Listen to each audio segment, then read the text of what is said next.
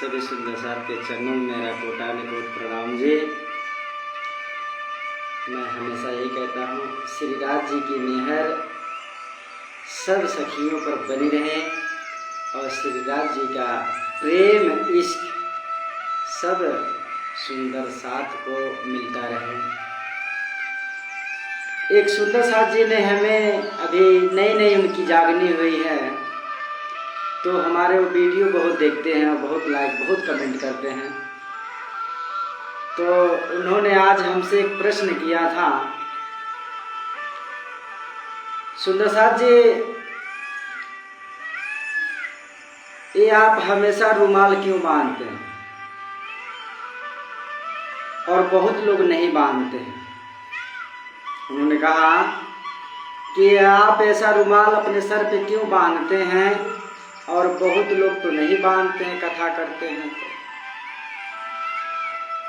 तो मैंने उनसे कहा, हे सुंदर साथ जी, अपनी अपनी विचार अपनी अपनी धारा होती है, लेकिन वास्तविक में अगर हम अपने धर्म के अनुयायी के हिसाब से, अगर अपना बाणी और रहने के हिसाब से चलते हैं, तो कोई भी कथा बाणी चर्चा करते समय यह रुमाल को रखना बहुत जरूरी होता है।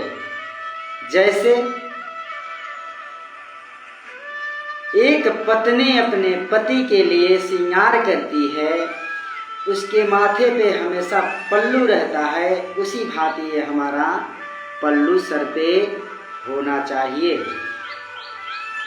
ये जो हमने लोगों चंदन लगाते हैं, ये हमारे राज जी का सिंदूर है। ये जो हम मालाएं जो पहने हुए हैं, इसको बोलते हैं मंगलसूत्र। जो अगर यह मंगलसूत्र टूट जाए तो इसके बिना हम पानी एक घूंट भी नहीं पी सकते हैं।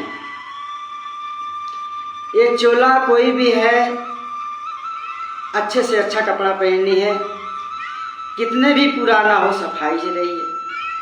अगर हम ये श्रृंगार ना करें, अपने राज जी को श्रृंगार ना कराएं, दुनिया की तरह हम भी रहें, तो सोचिए उनमें और हमारे में अंतर ही क्या रह जाएगा। तो इसलिए जितने भी हमारे ब्रह्म शिष्टियाँ हैं, धाम धनी की सखियाँ हैं, इसलिए बाणी पढ़ते समय, चितवनी करते समय, हर समय अपने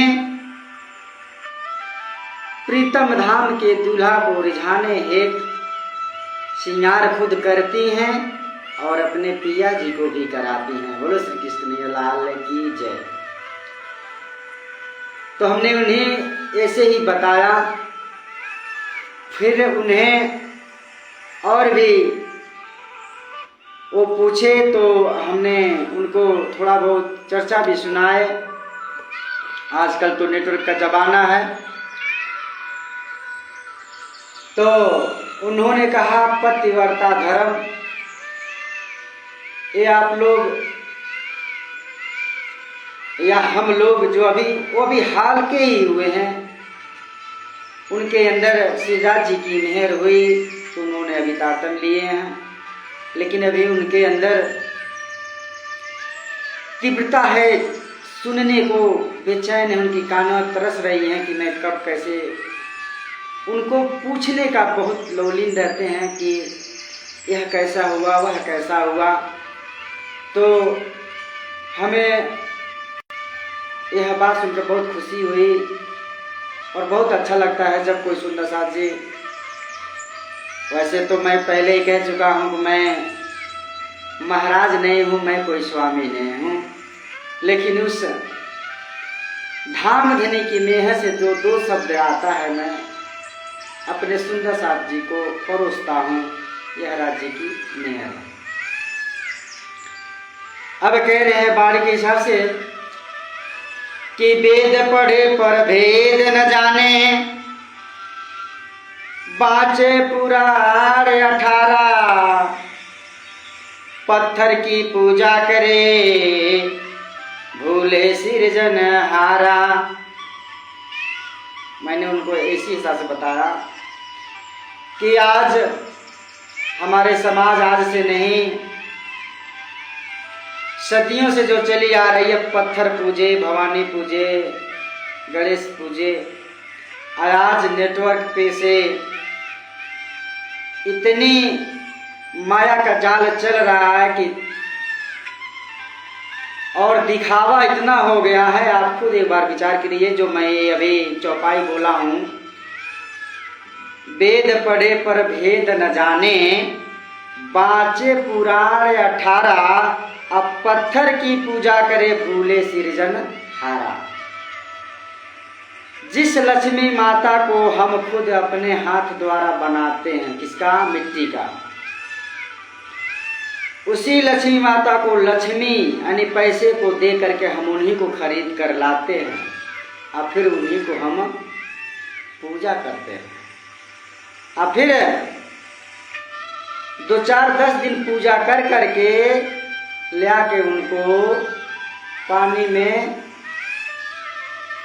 स्थापित कर देते हैं, किसी पुल या खाई या समुद्र में उसको विसर्जन कर देते हैं। तो एक बार अपने दिमाग में सोचिए, क्या हम 8-10 दिन के लिए पूजा करते हैं? अगर हमको पूजा ही करना है तो आप हमेशा के लिए एक मंदिर क्यों न बनवा लेते? जो पैसा आज आप लोग दिखावे के रूप में ये लगा रहे हैं, वही पैसा एक अच्छा, मैं ये ना कहता हूँ कि आप इसको ना मानिए, इसको ना मानिए, उनको ना मानिए, जिसको जो श्रद्धा है वो उसमें मानिए, लेकिन परमात्मा एक सत्य है। जुदे जुदे नाम गवाही, जुदे जुदे भेष अनेक, अजिन कोई झगड़ो आप में धनी सबका एक। परमात्मा सबका एक है, लेकिन हम लोगों ने अलग अलग करके, कोई ब्रह्मा को पूज रहा है, कोई शंकर को पूज रहा है, कोई राम को पूज रहा है, कोई कृष्ण को पूज रहा है, तो सबको अलग अलग पंथ है, अलग अलग धर्म चला रहे हैं। तो समझने वाली बात है, जिस हम पत्थर को पूज रहे हैं, जिस मिट्टी को हम पूज रहे हैं, तो क्या वो सही है या गलत? श्री कृष्ण प्रणामी निजानंद संप्रदाय में मूर्ति की पूजा नहीं होती है, ना मूर्ति की पूजा होती है, ना फोटो की पूजा होती है। इसमें एक स्वरूप वस्त्र, उस परमात्मा की छवि, जो हम लोग अपने घर में फोटो लगाते भी हैं, वह दर्शाते हैं कि ये हमारे रजी का छवि है। ऐसा छवि जो परमहंस स्वामी महाराज जी लोगों ने, जिन्होंने अपने इस आंखों से साक्षात दर्शन किए, उनके द्वारा जो तस्वीर सामने आई, वह तस्वीर आज हम लोग लगाते हैं। अब जैसे हम कभी पन्ना धाम न गए हों और वहाँ की फोटो तस्वीर हम अपने घर में लगाते हैं, लेकिन एक विकल्प कर सकते हैं कि हाँ ऐसे ही होगा। लेकिन जब हम एक बार वहाँ जाते हैं और साक्षात देखते हैं, तो कहते हैं वास्तविक में यह ऐसा ही है। तो जो ये पतिव्रता धर्म है, तो जैसे हमने बताया कि आज ब्रह्मा विष्णु महेश शंकर जो भी आप पूजा कर रहे हैं, आप सबकी पूजा कर रहे हैं, तो इसमें आपकी पतिव्रता धर्म कहाँ रहा? पतिव्रता धर्म यह रहा, जैसे हमारा अपने मैं और मेरी पत्नी है। अब मेरी पत्नी, यह आपकी पत्नी, एक छोटा सा दृष्टांत के रूप में, अब कोई एक पत्नी अपने पति को छोड़ के हजारों पतियों से वह संबंध बनाए, प्रेम बनाए, तो उसका पतिव्रता धर्म रहेगा। भक्ति करने का एक नियम, एक निष्ठा। अब जैसे एक परिवार में माँ, बहन, भाई, पिता सब कोई है, तो लेकिन उसमें जो पति पत्नी का रोल है, वो सब कोई तो नहीं ले सकता, सबका अलग अलग रूप दिया गया, संस्कार दिए गए। लेकिन पति और पत्नी का धर्म जो होता है वो सर्वश्रेष्ठ रहता है। जो वह पत्नी अपने पति से ही सुख दुख आनंद हंसी मजाक ठिठोली जो कुछ भी हो अपने पति से ही करती है। तो ऐसे ही श्री कृष्ण प्रणामी निजानंद संप्रदाय किसी भी धर्म को बदनाम नहीं करती, बुराई नहीं करती, सबको प्रणाम करती है, सबको सम्मान देती है। लेकिन जो हम कह रहे हैं पत्नी और पति का बीच का प्रेम यह होता है पतिव्रता धर्म, जो एक पे अपना निष्ठा कायम रखे। जैसे मैं अपने श्रीराज, अपने कन्हैया, अपने श्री प्राणनाथ जी के अलावा मैं किसी से प्रेम नहीं कर सकता। अब कोई कहे आपने तो इतने जने का नाम लिया, तो मैंने इसलिए नाम लिया क्योंकि वह एक ही तन है। मैं अपने अब मेरा नाम राम आशीष कुशवाहा है, ये मेरे तन का नाम। लेकिन बचपन का क्या नाम, कोई बाबू कहा, कोई लल्ला कहा, लेकिन आधार पे क्या लिखा गया, राम आशीष कुशवाहा। मैं परदेश गया, मुंबई गया, तो वहाँ पे मेरे सेठ ने नाम रख दिया राजू कुशवाहा। मैं कहीं और गया तो कोई लल्ला लल्ला कहा, कोई कन्हैया कन्हैया कहा, तो मेरा तन तो एक ही है लेकिन नाम अलग अलग हो गया। ऐसे ही हमारे कृष्ण कन्हैया जी का नाम अब कोई श्री प्राणनाथ जी के नाम से कहता, कोई श्री साहब जी के रूप में कहते, कोई मोहम्मद साहब के रूप में कहते, लेकिन वह पूर्ण परमात्मा एक ही है। तो हमारे कहने का अर्थात एक ही है, भगवान और पूर्ण ब्रह्म परमात्मा में अंतर है। भगवान भगवान होते और पूर्ण ब्रह्म जो सब कुछ से पूर्ण हो, उसका कभी जन्म मरण नहीं हुआ, उसको बोलते पूर्ण ब्रह्म परमात्मा। वह हमारा धाम का दूल्हा है, इस आत्मरूपी का वह दूल्हा है जिसे हम पति के रूप में पूजते हैं। तो आप जब महीनों के हिसाब से पूजा करते हैं, एक बार विचार करिएगा, आप जब महीनों के हिसाब से, आज दुर्गा जी का पूजा किया, नवरात्रि के समय आया तो हमने 8-9 दिन दुर्गा जी को खूब जयकार लगाई, मूर्त बनवा के खूब, और बाद में लाकर ढकेल लिया। बाद में गणेश जी का पूजा किया, उनका भी पूजा किया, लाकर ढकेल लिया। तो जरा सोचिए, हमारा पति जो है ऐसा ही होता है, आज इसको पकड़ा, कल उसको पकड़ा, कल उसको पकड़ा, ऐसा नहीं। एक पे विश्वास कायम रखिए और मानिए सबको। ऐसा नहीं कि मैं कह रहा हूं कि ना मानिए, इज्जत सम्मान सबके लिए है, लेकिन जो हमारा इष्ट होता है, आत्मा का इष्ट, उस पर अपना ईमान कायम रखिए। वह होता है श्री कृष्ण प्रणामी निजानंद संप्रदाय का लक्ष्य और रहनी।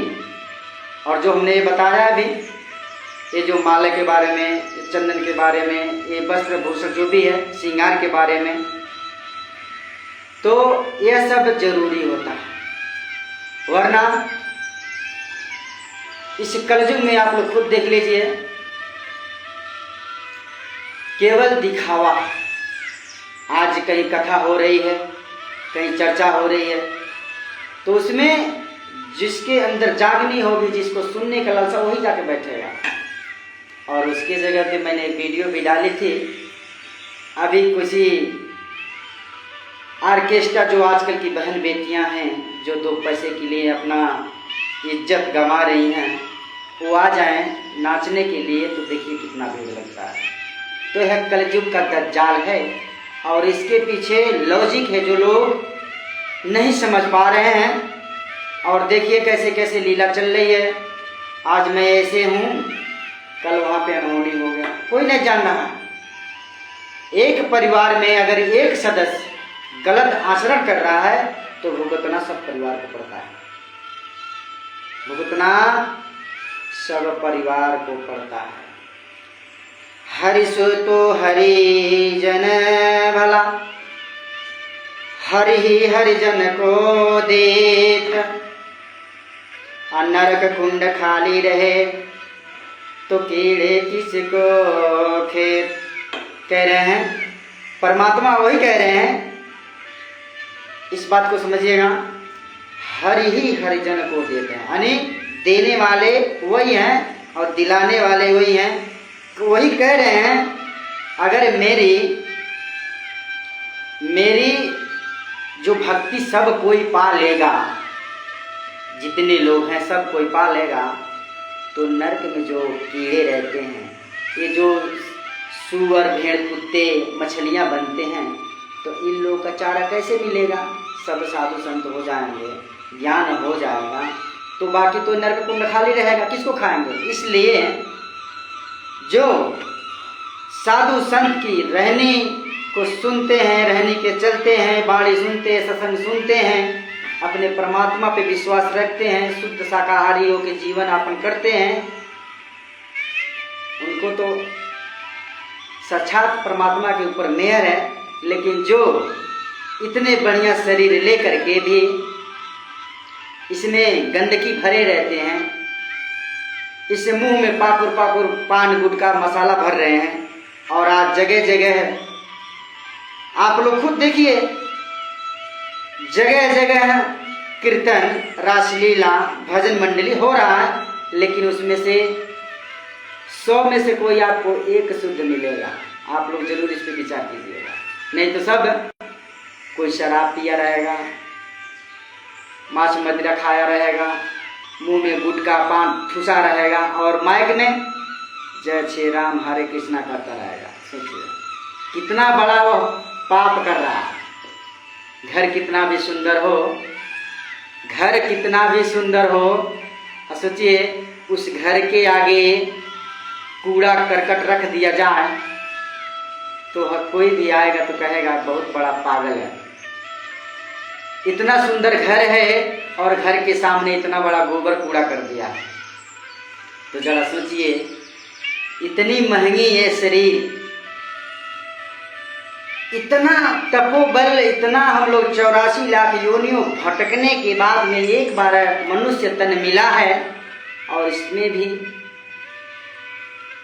विचार न आए और इस मुख पे गोबर रख दिया जाए, अंदर मैल भर दिया जाए, कचरा, तो हमारी बुद्धि कैसी होगी।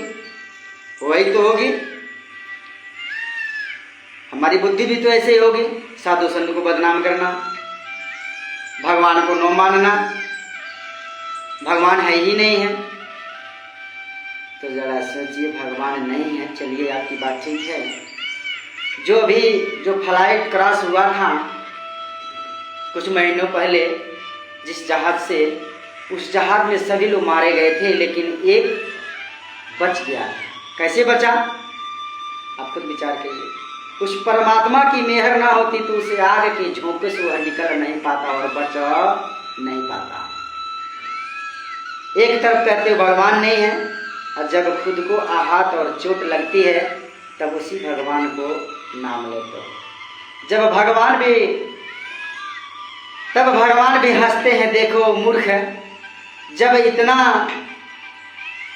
अच्छा खासा स्वस्थ रहता है तो कभी नाम नहीं लेता है, बस बुराई चुगली संतों का करता रहता है। आज दुख पड़ रहा है तो मेरा नाम ले रहा। जब डॉक्टर भी हाथ उठा देता है हाथ, अब बचाने वाले वही परमात्मा हैं, तब रोए भी रोया नहीं जाता। तो आज हम दूसरे को दुख देंगे और दूसरे जीवों को इसमें भक्षण करेंगे इतने बढ़िया शरीर में, तो कहीं न कहीं तो आपको भुगतना पड़ेगा। अगर आप ना भुगते आपको परिवार भुगतेगा, परिवार ना भुगते बच्चे भुगेंगे। तो हकीकत है, सबके साथ हो रहा है, हमारे साथ भी होगा। हम कौन से दूध के दूल्हे होंगे, हम गलत करेंगे तो हम भी भोगेंगे। हे सुंदर साहब जी, हे मेरे जितने भी सुंदर साथ भाई बहन हैं, मेरी बातों को आप बहुत एक बार जरूर सोचिएगा। यह कलयुग का जाल जो है आज इतनी विचित्र आगे भयानक होते जा रहा है कि इसको अगर हम खुद को अपने आप को सुधार ना करें तो यह पीढ़ी बहुत